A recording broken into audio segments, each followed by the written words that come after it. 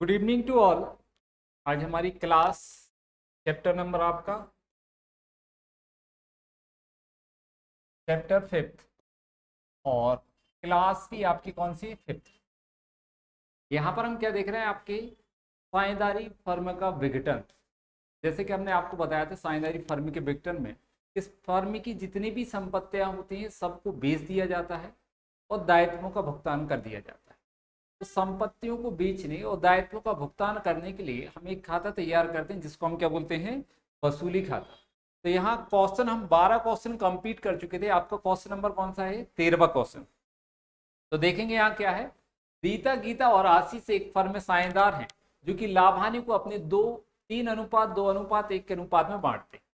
31 मार्च 2018 को उनका चिट्ठा निम्न प्रकार दिया हुआ है। सबसे पहले हम क्या देखेंगे, आपके दायित्व पक्ष में पूंजी दी है तीनों की, रीता, गीता और आशीष। लेनदार, देय विपत्र और सामान्य संचय क्या है आपकी दायित्व। संपत्तियों में देखेंगे तो रोकड़, देनदार, स्टॉक, विनियोग और संयंत्र, 5 आपकी संपत्तियां देंगे। अब समायोजन में देखना है क्या है हमारे पास समायोजन। ऊपर दी गई तिथि को फर्म का विघटन हो गया। रीता को परिसंपत्तियों की वसूली के लिए नियुक्त किया गया। हमने आपके लिए बताया था कि किसी एक साझेदार को हम नियुक्त भी कर सकते हैं। इस चीज के लिए संपत्तियों को बेचने और दायित्वों का भुगतान करने के लिए, मतलब इसलिए कि हमने साझेदारी फर्म के विघटन के लिए, जब किसी साझेदार को फर्म के विघटन के लिए नियुक्त किया जाता है तो उसको कुछ हम पारिश्रमिक देते हैं। और पारिश्रमिक जो होता है वो उसके कमीशन या सैलरी की कुछ कमीशन के बेस पे दिया जाता है। तो देखो यहाँ पर क्या दिया हुआ है पारिश्रमिक। रीता को परिसंपत्तियों की वसूली के लिए 5% कमीशन रोकड़ के अतिरिक्त। उन्होंने क्या बोला कि जो संपत्तियां हैं उनकी वसूली का 5% कमीशन मिलना है रोकड़ के अतिरिक्त। वह सारी वसूली व्यय भी वहन करेंगे। फर्म की जितने भी वसूली व्यय हैं वो कौन वहन करेगा? रीता करेगी। परिसंपत्तियों से वसूली क्या हुई है? देनदार से 30,000, स्टॉक से आपका 26,000, संयंत्र से 42,750, विनियोग से उनके पुस्तक मूल्य पर मूल्य की 85% की वसूली हुई। कितना परसेंट वसूल हो रहा है विनियोग से? 85%। वसूली व्यय कितना हुआ? 4100 रुपए। फर्म ने बकाया वेतन 7,200 रुपए का भुगतान किया जिसका प्रावधान पहले नहीं किया गया था। मैंने बोला कि फर्म ने एक वेतन था 7,200 अदत्त वेतन, उसका पेमेंट किया है और इसका पहले कोई प्रावधान नहीं किया गया था।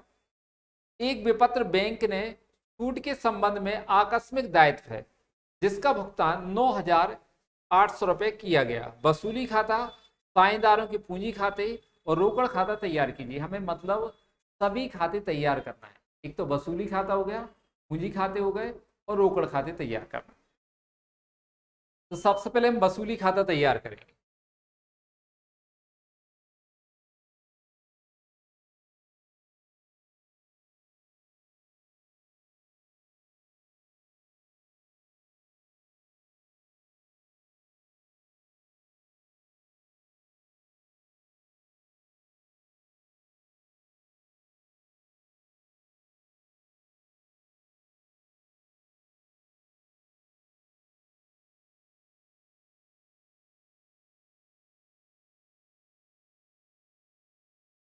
वसूली खाता विवरण, राशि, विवरण, राशि। अब हमारा नियम क्या है, हम क्या करते हैं, वसूली खाते के डेबिट में समस्त संपत्तियों को ट्रांसफर कर देते हैं। क्या छोड़ देते हैं? रोकड़ और बैंक, दो संपत्तियों को छोड़कर सभी संपत्तियों को वसूली खाते के डेबिट में लिख दिया जाता है। तो देखो कौन कौन सी संपत्ति है आपके पास। रोकड़ छोड़ देंगे, देनदार, स्टॉक, विनियोग और संयंत्र। कितनी संपत्ति है? 4। देनदार, स्टॉक, विनियोग और संयंत्र। तो यहां लिखेंगे हम देनदार, स्टॉक, विनियोग, संयंत्र। ये 4 संपत्तियां दी हैं। कितना पैसा है वो भी देख लेते हैं। देनदार का दिया है 52,300, स्टॉक 36,000, स्टॉक कितना दिया हुआ है आपका 36,000, विनियोग है 69,000, विनियोग कितना है 69,000 रुपए, और संयंत्र दिया है 91,200 रुपए, 91,000। पहला काम हमारा जो था कि संपत्तियों को हम कहाँ लिखेंगे, वसूली खाते के डेबिट में। दूसरा काम क्या है, जितने भी बाहरी दायित्व हैं उनको हम वसूली खाते के क्रेडिट में ट्रांसफर कर देते हैं। तो देखो बाहरी दायित्व में क्या क्या है आपके पास, लेनदार, देबिल, बस दो है। कौन कौन से, लेनदार और देबिल। तो उनको कहाँ लिखेंगे, वसूली खाते के क्रेडिट में ट्रांसफर करेंगे। अच्छा, जब हम दायित्वों को वसूली खाते में ट्रांसफर करते हैं, इसकी एंट्री क्या होती है, आपको याद होना चाहिए कि हमने इसके लिए आपको एंट्री बताई थी, 11 एंट्री आपको याद भी कराई थी। इसकी एंट्री क्या होती है, दायित्व खाता डेबिट वसूली खाते से, मतलब वसूली खाते के क्रेडिट में हम क्या लिखेंगे, लेनदार और देय विपत्र। तो यहाँ लिखेंगे लेनदार, दूसरा क्या आ जाएगा, देय विपत्र।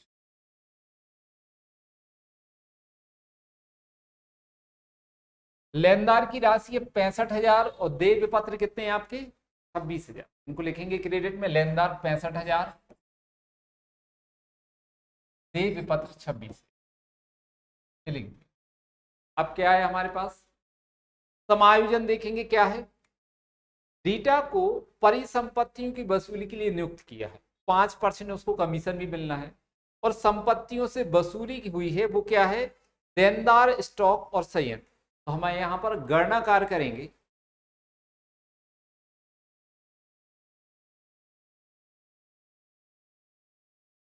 संपत्तियों से प्राप्त,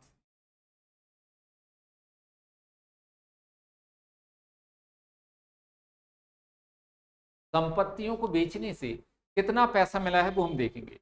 तो देनदार 36,000, यहां लिखेंगे देनदार, देनदार से कितना पैसा मिला 30,000, स्टॉक 26,000, यहां स्टॉक की गणना कार्य है 26,000, संयंत्र दिया है 42,750, संयंत्र 42,750, और कोई संपत्ति, ये लिखा है। तीसरा पॉइंट, विनियोग से पुस्तक मूल्य के 85% की वसूली हुई। विनियोग जो है उन्होंने कहा है उनके पुस्तक मूल्य से कितना परसेंट प्राप्त हो रहा है, 85%। तो विनियोग देखेंगे हम कितने के दिए हैं, 69,000, यहां पर लिखेंगे विनियोग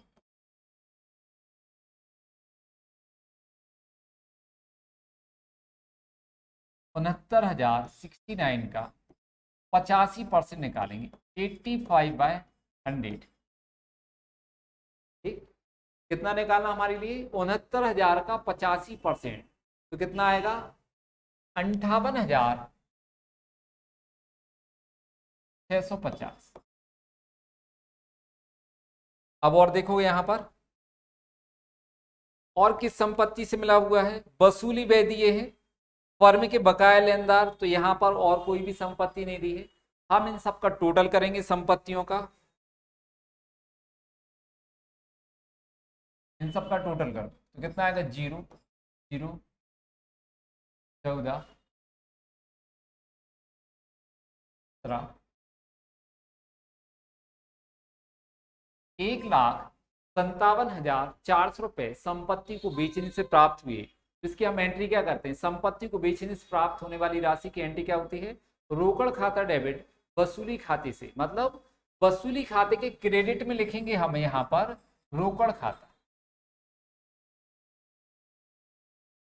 1,57,400, एक पॉइंट।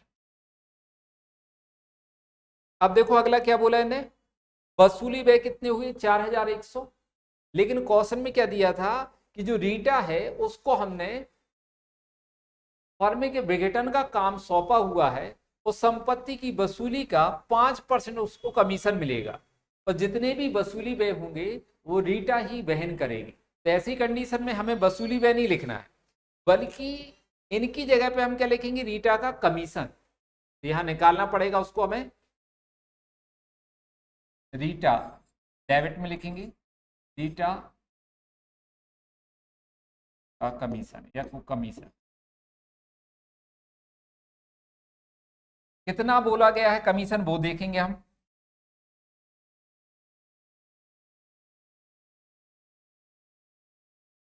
देखो कितना बोला गया है, संपत्तियों का 5%, जो संपत्तियों की वसूली है उसका 5%।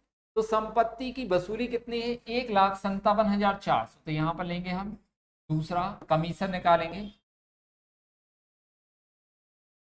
1,57,400 का 5/100, 5% निकाल, तो कितना आ जाएगा, ठीक 7,870। कितना कमीशन आएगा 5% में, 7,870। डेबिट में लिखेंगे 7,870। कमीशन के बाद फर्म ने बकाया वेतन के 7,200 रुपए का भुगतान किया, है ना। आदित्य वेतन अपन बोलेंगे दायित्व, दायित्वों का भुगतान कर रहे वेतन का। तो जब भी साझेदारी फर्म दायित्वों का भुगतान करती है तो उसके लिए एंट्री क्या करते हैं, वसूली खाता डेबिट रोकड़ खाते से। तो वसूली खाते के डेबिट में लिखेंगे हम रोकड़ खाता, यहां पर रोकड़ खाता। डेबिट में लिख देंगे आदित्य वेतन, हाँ ब्रैकेट में क्या आ जाएगा, आदित्य वेतन।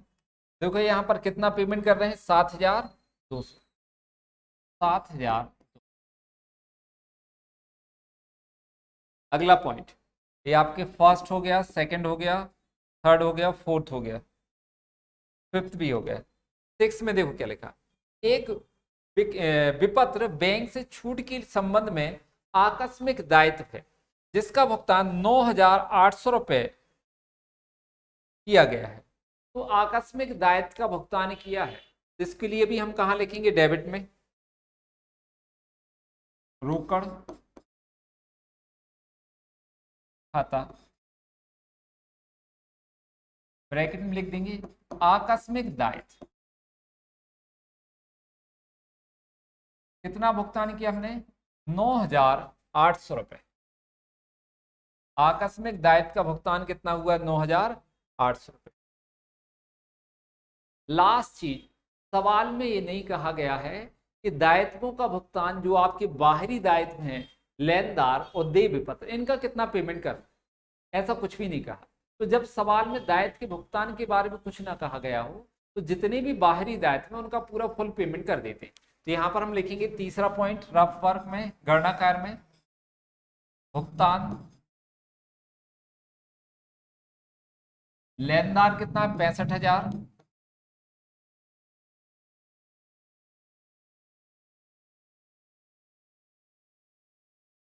देय विपत्र, देय विपत्र दिया 26,000, टोटल 0,0,0,11, 91,000। कितना आ गया, 91,000 रुपए हमने दायित्वों का भुगतान किया। तो डेबिट में लिखेंगे रोकड़ खाता, ब्रैकेट में लिख देंगे दायित्व, हाँ, जिनका हमने भुगतान किया है। तो 91,000 हमने पेमेंट कर। अब क्या बचा हुआ है, लास्ट 6 पॉइंट भी हो गया है। अब कुछ भी नहीं है, हमें क्या करना है, क्रेडिट के टोटल में से डेबिट का माइनस करेंगे। तो हम क्रेडिट का टोटल कर लेंगे सबसे पहले,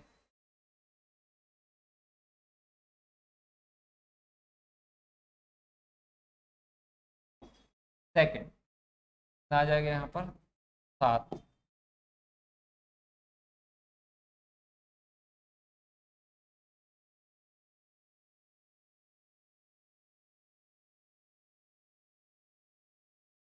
$3,64,370। यहाँ पर टोटल कितना आएगा, 3,64,370। यहाँ चौथे नंबर का गणना कार्य कर लेते अपन। 3,64,370 में से माइनस कर देंगे हम डेबिट का। तो इन डेबिट का टोटल करना है तो कितना आएगा, 0,0,4,0,0,4 11, 18 1 11, 18 आएगा 8, 9, 14, 2,48,400 रुपये। इसको माइनस कर देंगे, 0, 7, 13, 9, 4, 13, 8, 5, 13, 1,15,970 कितना आ जाएगा, 1,15,970। ये वसूली की हानि हो गई। ये क्या है आपकी हानि। इस हानि को पांचवा हानि, हानि कितनी है, 1,15,970। इसको हम लाभानी अनुपात में बांट दें। लाभानी अनुपात देखो जरा इनका कितना है, साझेदारों का लाभानी अनुपात 3:2:1, जिसमें बांटेंगे हम 3:2:1/6। इसको यदि आप काट के बांट दोगे तो पहले का आ जाएगा आपका कितना, 57,985। दूसरे का 38,657, 19,328। तो जो हानि हुई 1,15,970, इसको हमने लाभानी अनुपात में 3:2:1 में बांट दिया। तो पहले का कितना है, 57,985, दूसरे का 38,657 और तीसरे का 19,328 रुपये। इसको हम कहाँ लिखेंगे, वसूली खाते के क्रेडिट, यहाँ पर लिखेंगे हानि डैश करके। इनके नाम साझेदारों की रीता, गीता, आशीष। रीता, गीता, आशीष।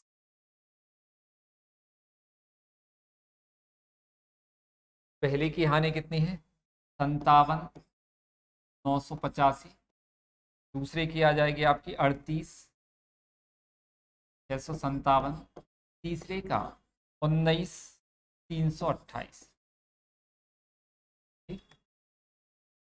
तीनों की हानि टोटल 1,15,970। तो यहाँ लिख देंगे 1,15,970 और दोनों का टोटल बराबर कर देंगे, कितना आ जाएगा, 3,64,300।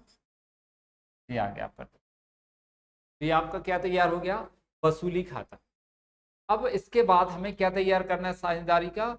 इन्हें कहा था वसूली खाता, साझेदारों के पूंजी खाते क्या तैयार करना है। तो हम पूंजी खाता तैयार करेंगे यहाँ पर।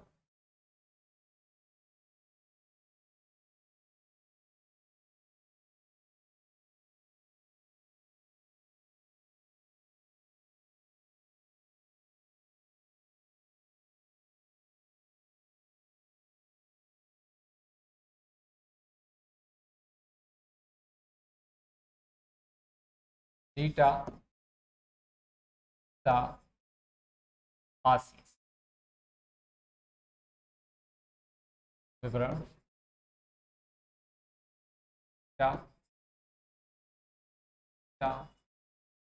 आशीष। यहाँ पर पूंजी खाते,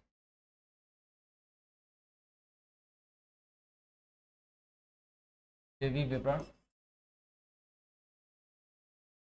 अब क्या है, हमने बताया था जो भी पूंजी खाते हम तैयार करते हैं तो साझेदारों से यदि लेना है तो पूंजी खाते के कहाँ लिखते हैं, डेबिट पे। और साझेदारों को देना है तो पूंजी खाते के कहाँ लिखेंगे, क्रेडिट। सबसे पहले हम पूंजी का शेष लिखेंगे, साझेदारों को कितना देना है तो क्रेडिट में लिखेंगे शेष। पूंजी का शेष देखेंगे तीनों का, चिट्ठे में मिलेगा हमारे लिए 80, 50, 30। यहां लिख देंगे 80,000, 50,000, 30,000। ये पूंजी देना। और क्या देना है, चिट्ठी में मिलेगा संचय। सामान्य संचय है 20,000, तो 20,000 हम बांट देंगे संचय को। संचय 20,000 को हम 3:2:1 में बांटें तो कितना आ जाएगा, यहाँ पर राउंड ऑफ करके लिख देंगे 10,000, 6,667 और 3,333, कितना लिख देंगे। सामान्य संचय को बांटा तो 20,000 को अपने बांट दिया किस अनुपात में, यहाँ लिख सकते हैं आप छठवां संचय जो है, संचय को कितना है 20,000 को हम बांटेंगे 3:2:1/6, कितना आ जाएगा यहाँ पर, पहले का 10,000, ये राउंड ऑफ किया हमने, गणना निकटतम रुपए में की, दशमलव में आ रहे थे तो हमने उनको क्या बना दिया है, पूर्णांक बना दिया। जब दशमलव के बाद 50 पैसा या उससे ज्यादा होता है तो हम 1 रुपए में कन्वर्ट कर देते हैं, और यदि 50 पैसे से कम है तो उसको छोड़ दिया जाता है। तो यहाँ पर हमने ऐसे ही किया, इसको कितना कर दिया 10,000, इसको हमने 67 कर दिया और इसको कितना कर दिया 33। अब वसूली की हानि साझेदारों से लेना है तो डेबिट में लिखेंगे, वसूली खाता,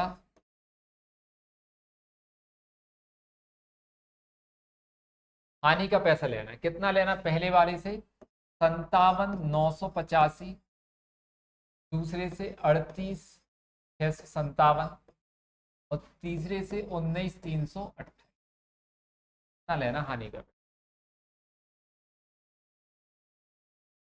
एक साझेदार था बीटा जिसको हमें कमीशन का पैसा देना है, तो कमीशन का पैसा देना है तो कहाँ लिखेंगे, क्रेडिट में, यहाँ पर वसूली खाता, ब्रैकेट में आप लिख लेना पारिश्रमिक या कमीशन। बीटा को देना है कितना 7,870, 7,800, और किसी साझेदार को कुछ भी नहीं देना, बस इतना ही, इसके बाद कुछ नहीं। तो हम क्या करेंगे, टोटल सबसे पहले क्रेडिट का टोटल ज्यादा है तो क्रेडिट का पहले कर लेंगे, इनका आ जाएगा 97,870, ठीक है, 97,870, यहाँ पर आएगा 56,667, यहाँ पर 33,333, 33,333। डेबिट का माइनस कर देंगे 57,985, माइनस करना 57,985, तो 5, 16, 17, 16, यहाँ पर 3, 38,885 हम पेमेंट करेंगे ना। यहाँ पर कितना आ जाएगा 16, 39,885, कितना पेमेंट होगा 39,885। डेबिट में जब भी पेमेंट करते हैं अंतिम इनका शेष नहीं निकलता है। वसूली खाता जब साझेदारी फर्म का समापन होता है तो फर्म के समापन पर हम पूंजी खाते तैयार करते हैं, तो यहाँ शेष नहीं निकलता, बल्कि हम क्या करते हैं, पेमेंट करते हैं अंतिम रूप से। तो जो 39,885 रुपए जो हमें देना है उसका हम पेमेंट करेंगे तो कितना आएगा, रोकड़ लिखेंगे 39,885, टोटल कर देंगे तो 97,870, ऐसे दूसरे का हम बैलेंस निकाल के पेमेंट करेंगे। तो क्रेडिट के टोटल में से 56,667 में से माइनस करेंगे 38,657, तो 38,657 माइनस करना है 0, 1, 0, 8, 18,010 रुपए का पेमेंट करेंगे तो डेबिट में लिख देंगे 18,010 रोकड़। गीता को पेमेंट किया टोटल 56,657, 56,667। तीसरा लास्ट आशीष को क्रेडिट का टोटल 33,333 में से 19,328 माइनस कर तो कितना आएगा 5, 0, 0, 13, 14,005। कितना पेमेंट करेंगे हम 14,005 रुपए आशीष को पेमेंट कर देंगे, टोटल 33,333 हजार। तो आप अपने अंतिम भुगतान भी कर दिया, साझेदारों का पूंजी का जो अतिरिक्त था वो पेमेंट कर दिया। अब लास्ट अकाउंट जो कहा गया है वो कौन सा, आपका रोकड़ खाता है। यहाँ देखो कौन सा खाता बनाना हमारे लिए, रोकड़ खाता। 3 खाते महत्वपूर्ण होते हैं, वसूली खाता, पूंजी खाता और रोकड़ खाता। यहाँ पर तीसरा खाता अपन तैयार करेंगे, रोकड़।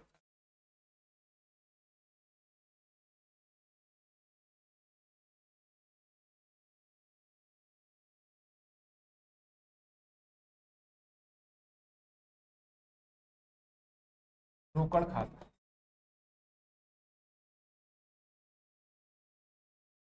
विवरण, राशि, विवरण।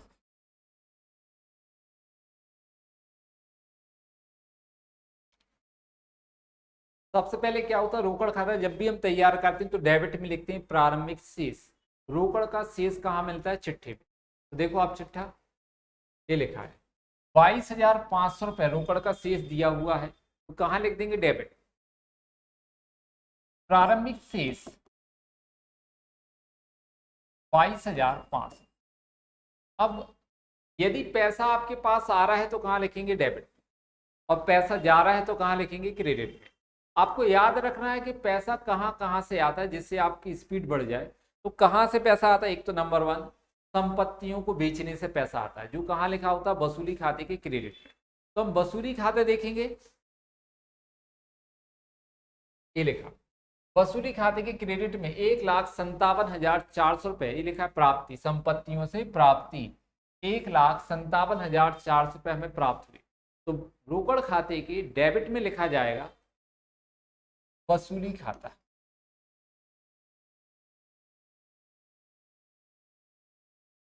1,57,400। और कहीं से पैसा नहीं आया, संपत्तियों को बेचने से पैसा आया है, अब पैसा गया है। तो पहला पैसा कहाँ गया, हमने कहाँ पेमेंट किया था, दायित्वों का भुगतान। तो देखेंगे वसूली खाते में कितना भुगतान किया हमने, देखो 1 2 3, हम तीनों का टोटल लिख देंगे, टोटल करके। तो क्रेडिट में लिखेंगे वसूली खाता,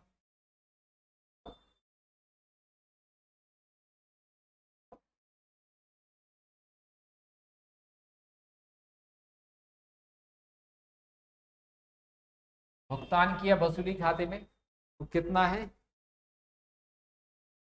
72,98, 7,200, 9,800 और 91,000, 91, 91,000।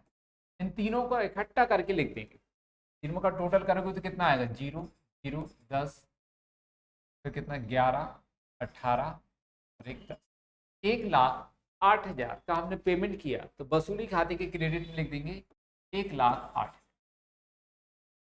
ये भुगतान।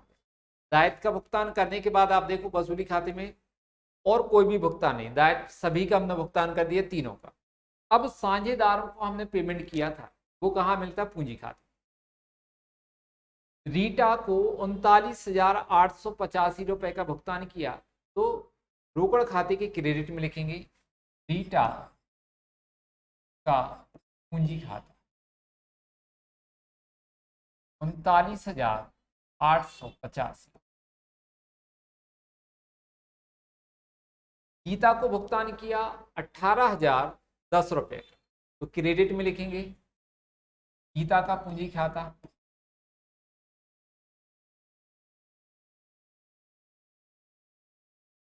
18,010 रुपए।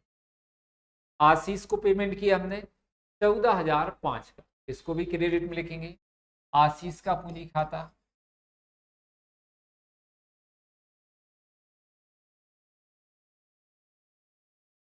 14,005। अब कोई भी भुगतान नहीं है हमारे पास, हमें टोटल करना है और इन दोनों का योग बराबर आना चाहिए। का टोटल करेंगे पहले 0 0 9 9 7 1,79,900 रुपए रोकड़ खाते की डेबिट का शेष है। क्रेडिट का देखेंगे 10 10 9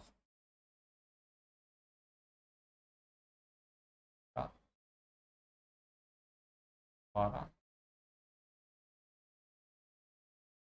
5 7 और 1 1,00,000 79,900 क्रेडिट का शेष। इस तरीके से आपका टोटल शेष कितना हो गया, दोनों साइड का योग कैसा हो गया, बराबर।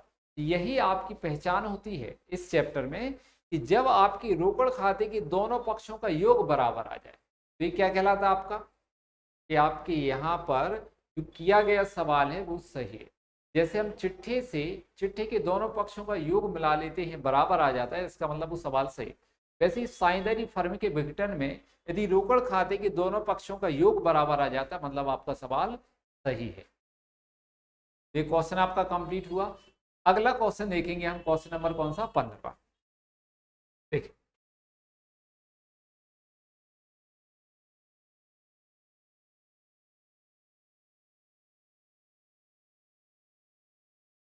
देखिए क्वेश्चन 15।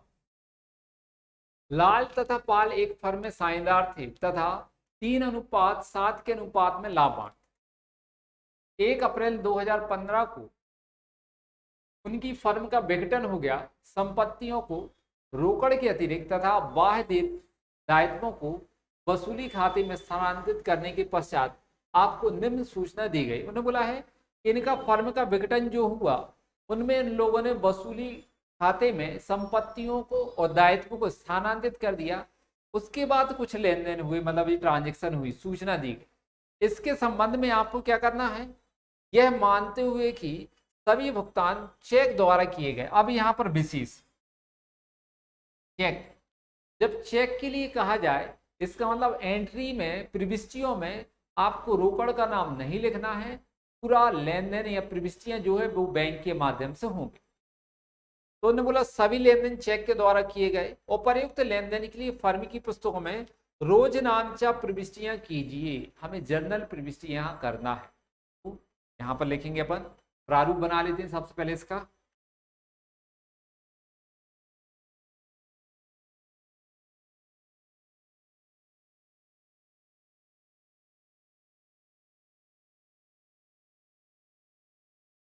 यहाँ प्रारूप तैयार कर लेते।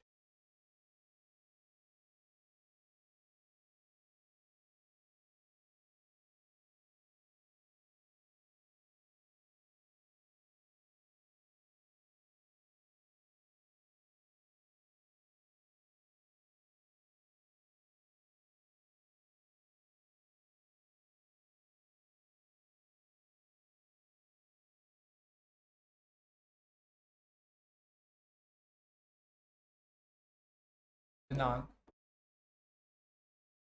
विवरण, डेबिट राशि, क्रेडिट राशि। ये आपने प्रारूप तैयार कर लिया। अब क्या करेंगे, ऊपर हेडिंग डाल देंगे, साझेदारी फर्म की पुस्तकों में, साझेदारी फर्म की पुस्तकों में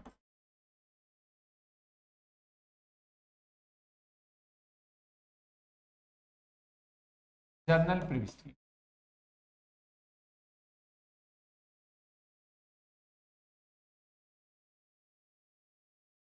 ठीक, नंबर 1,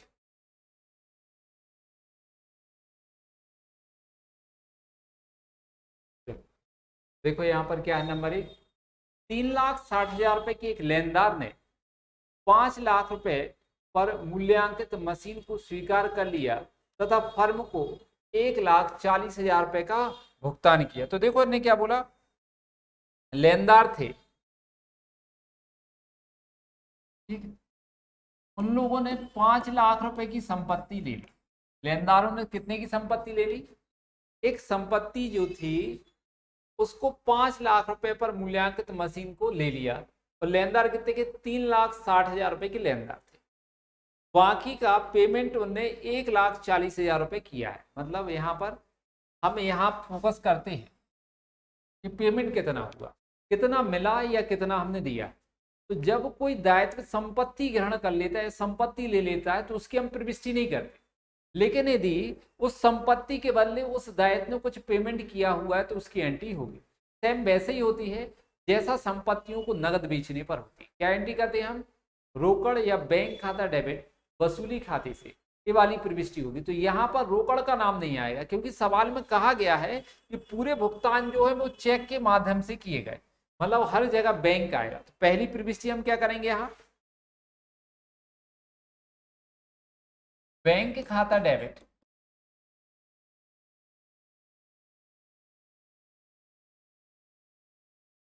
वसूली खाते से।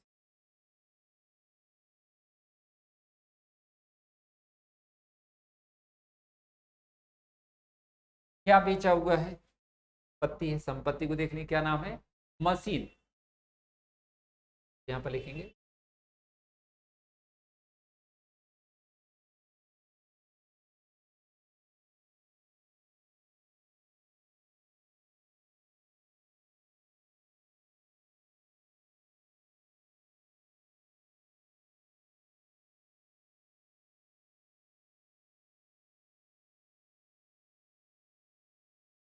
मशीन से प्राप्त। मशीन को बेचने से कितना प्राप्त हो गया, 1,40,000, 1,40,000। अगला पॉइंट,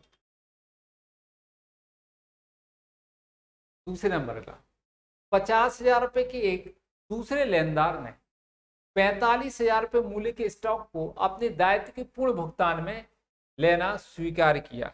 एक लेनदार थे, उसने क्या किया है, 50,000 रुपए उस लेनदार को हमसे लेना होगा, उसने 45,000 रुपए का स्टॉक ले लिया और बॉस बोला कि हिसाब खत्म, अब हमें कुछ पैसा नहीं चाहिए। तो जब कोई दायित्व, कोई संपत्ति ग्रहण कर लेता है तो उसकी एंट्री नहीं की जाती है, क्योंकि ना तो हमें उससे कुछ पैसा मिला या ना ही हमने उसको कुछ एक्स्ट्रा पैसा दिया। तो यहां हम एंट्री करेंगे, दूसरे नंबर के पॉइंट पे लिखेंगे हम नो एंट्री,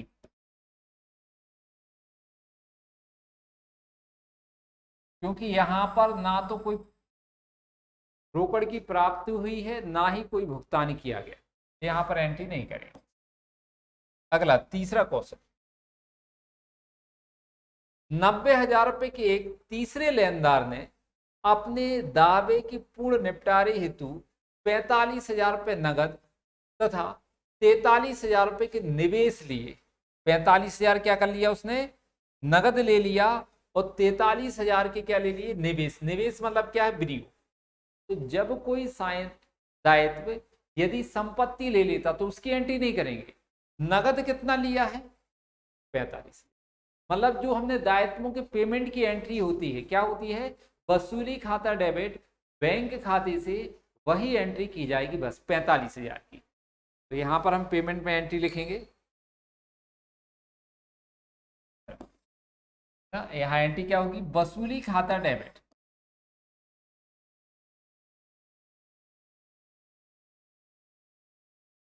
बैंक खाते से,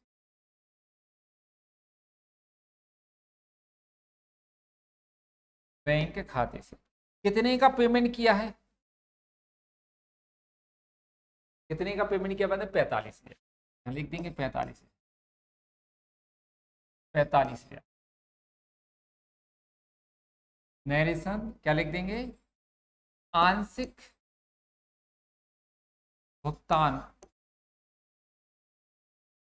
में, आंशिक भुगतान में लेनदारों को दिए, ऐसा भी नैरेशन लिख सकते। अगला पॉइंट, विघटन पर हानि कितनी हुई, 15,000 रुपए। विघटन पर हानि साझेदारों को उनकी लाभ हानि अनुपात में बांट दी जाती है। इनका लाभ हानि अनुपात कितना है, 3:7। तो हम यहां पर बांटेंगे, 15,000 3:7 बटे कितना आएगा, 10, 0 0 कैंसिल, 15 3 45, 4,500, 15 7 105, 10,500। तो वसूली पर हानि होने पर एंट्री क्या है, साझेदारों की पूंजी खाता डेबिट वसूली खाते से, क्योंकि साझेदारों से हानि का पैसा लेना है। तो सवाल में कौन कौन है साझेदार, लाल तथा पाल, यहां पर लिखेंगे हम,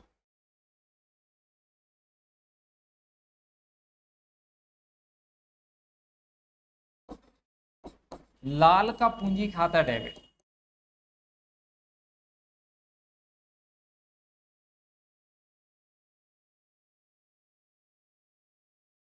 पाल का पूंजी खाता डेबिट।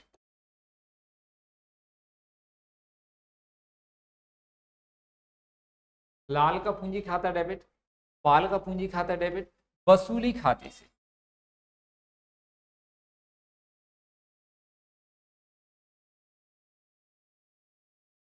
ठीक है, लाल से कितनी लेना है हानि, 4,500 रुपए। ठीक, पाल से कितनी हानि लेना है, 10,500 रुपए। टोटल यहां पर कितना लिख देंगे अपन, 15,000। वसूली से, वसूली खाते से हानि होने पर।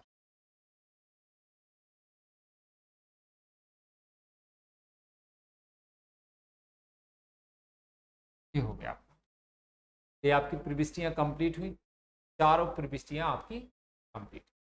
अगला क्वेश्चन देखेंगे, क्वेश्चन नंबर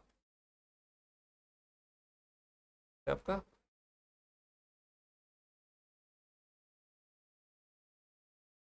16। क्वेश्चन नंबर कौन सा दिया हुआ है, 16 दिया हुआ है। तो क्या है क्वेश्चन में देखेंगे, आ तथा बा लाभ हानि को क्रमशः 3:2 के अनुपात में बांटते हैं। आ और बा लाभ हानि को किस अनुपात में बांटते हैं, 3:2 के अनुपात में। 31 मार्च 2018 को उनका चिट्ठा निम्नानुसार था, निम्न प्रकार दिया हुआ चिट्ठा। क्या है चिट्ठे में देखेंगे, दायित्व में लेनदार सामान्य संचय बैंक ऋण, और तीनों की क्या दी हुई है, पूंजी, दोनों की पूंजी दी है। संपत्तियों में क्या है, रोकड़ अन्य संपत्ति विनियोग। समायोजन में क्या दिया है, 31 मार्च 2018 को फर्म का विघटन का निश्चय किया गया।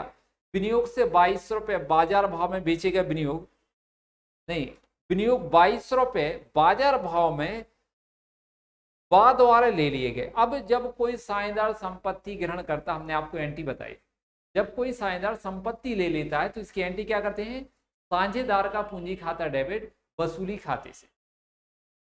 बैंक ऋण चुकाने के लिए राजी हो गया, बा ने बोला कि विनियोग हमें दे दो और बैंक ऋण हम चुका देंगे, तो उसने दायित्व भी लिए हैं। जब कोई साझेदार दायित्व ले लेता है तो इसकी एंट्री क्या होती है, वसूली खाता डेबिट साझेदार की पूंजी खाते से।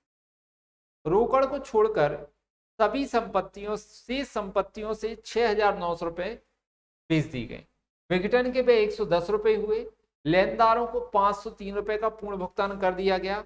वसूली खाता तैयार कीजिए, हमें वसूली खाता तैयार करना है बस।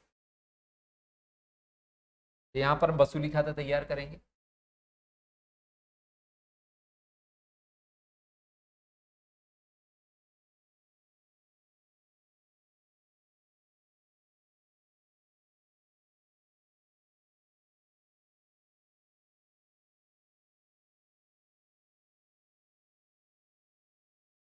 विवरण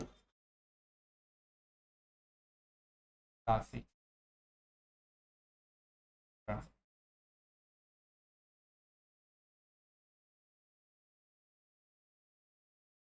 वसूली,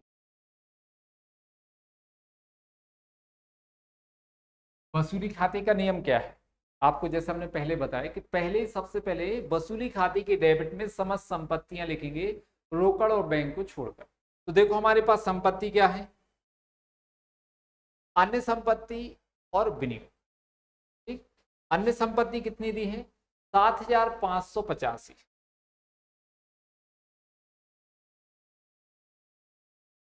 यहां पर लिखेंगे अन्य संपत्ति,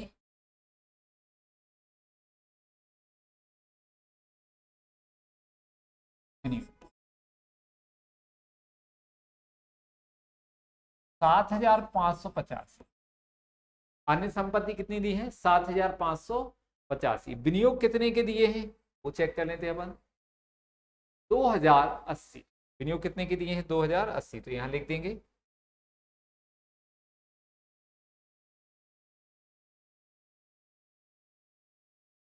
2,080। सबसे पहले अपन ने क्या लिखा, संपत्ति। इसके बाद बाहरी दायित्वों को वसूली खाते के क्रेडिट में लिखेंगे। तो बाहरी दायित्व क्या है वो चेक करो आप एक बार, लेनदार सामान्य संचय तो नहीं आएगा, बैंक ऋण दो है, लेनदार और बैंक ऋण। तो क्रेडिट में लिखेंगे लेनदार 528 और बैंक ऋण।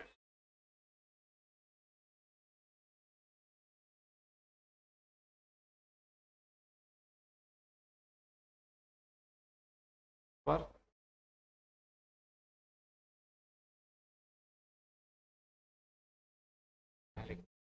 लेनदार 528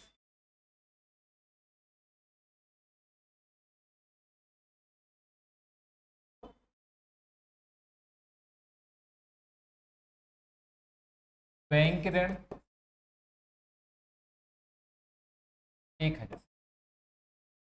लेनदार कितना है 528, बैंक ऋण कितना दिया है 1000। अब पीछे देखो सवाल में समायोजन में क्या बोला है, विघटन के दिन विनियोग का जो बाजार भाव था वो 2200 रुपए था, जिसको वह एक साझेदार उसने ले लिए। जब कोई साझेदार संपत्ति लेता है तो हम एंट्री क्या करते हैं, साझेदार का पूंजी खाता डेबिट वसूली खाते से।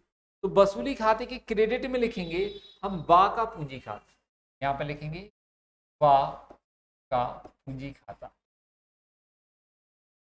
कितने में लिया है 2200। इसी के साथ बा ने बोला है कि हम ऋण का भुगतान करेंगे, बैंक ऋण जो है वो चुकाने के लिए तैयार हो गया, दायित्व ले लिया। जब कोई साझेदार दायित्व लेता है तो इसकी एंट्री क्या होती है, वसूली खाता डेबिट साझेदार के पूंजी खाते से, पूंजी खाते के क्रेडिट, यहाँ वसूली खाते के डेबिट में लिखेंगे, क्या लिखेंगे बा का पूंजी खाता, बा का पूंजी खाता। कितना, बैंक ऋण कितना है 1000, 1000 रुपए वो दायित्व लेने के लिए तैयार हो गया। अब देखो आगे क्या लिखा हुआ है सवाल में, समायोजन में देखो, रोकड़ को छोड़कर शेष संपत्तियों से 6900 रुपए वसूल किए। मतलब संपत्तियों को बेचने से कितना पैसा मिला 6900। इसकी एंट्री करेंगे तो क्या होगी, रोकड़ खाता डेबिट वसूली खाते से, तो वसूली खाते के क्रेडिट में लिखेंगे रोकड़ खाता, रोकड़ खाता संपत्ति को बेचने से 6900 रुपए प्राप्त। अगला विघटन के व्यय दिए हैं, लेनदारों को 503 रुपए का भुगतान किया, तो पहले हम दायित्व का भुगतान कर देंगे लेनदार, तो वसूली खाता डेबिट रोकड़ खाते से, मतलब वसूली खाते के डेबिट में लिखेंगे, वसूली खाते के कहां पर आएगा डेबिट में, रोकड़, ब्रैकेट में लिख देंगे लेनदार, हमने लेनदार को कितना पैसा दिया है 503 रुपए। फिर लिखेंगे रोकड़ डेबिट में, ब्रैकेट में लिख देंगे व्यय, खर्चों का कितना हुआ 110 रुपए। देखो खर्च कितने हुए आपके, विघटन के व्यय 110 रुपए, तो डेबिट में लिख दी। अब क्या बचा हुआ है, कुछ भी नहीं है, सवाल में सभी हो गए, सब हमें क्या करना है, यहाँ पर टोटल डेबिट और क्रेडिट में देखो कहाँ का ज्यादा दिख रहा है आपको, डेबिट का ज्यादा है, तो डेबिट का टोटल करेंगे अपन कितना है 8 16 17 11 12 10 11, 1 लाख कितना 11,278 डेबिट का टोटल है। क्रेडिट का टोटल कितना वो देखो 8 2 16 और 10, 10,628। डेबिट के टोटल में से हम क्रेडिट का माइनस करेंगे तो हानि आएगी, कितनी आ रही हानि 0 5 6, 650 की हानि। हानि को हम लाभ हानि अनुपात में बांटेंगे, यहां पर लिखेंगे हानि 650, इनका अनुपात देखेंगे लाभ हानि अनुपात कितना दिया हुआ है 3:2। हम इसको बांटने वाले हैं 3:2 में 650 को, 3:2, तीनों दो 5, 5 से काटेंगे तो कितने बार कटेंगे 13, 13 39 मतलब 390, 13 दूनी 26 260। तो हानि है तो क्रेडिट में लिखेंगे हानि डैश करके आ और बा, 390 रुपये आ से लेना है, 260 रुपये बा से। टोटल कितना हुआ 650। इन दोनों का टोटल कर देंगे 11,278 बराबर दोनों साइड के लिए। तो ये क्या रहा आपका वसूली खाता, बस इस क्वेश्चन में हमें तैयार करना था, ये भी कंप्लीट हुआ। अब अगला क्वेश्चन हम कल की क्लास में करेंगे। आज इतना ही। Thank you.